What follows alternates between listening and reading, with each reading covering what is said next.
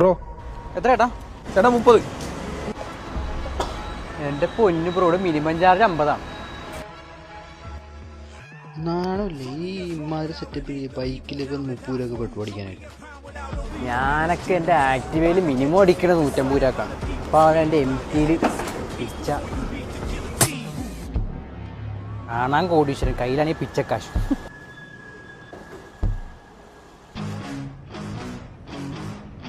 മുപ്പതല്ല 530 അടിക്കാ.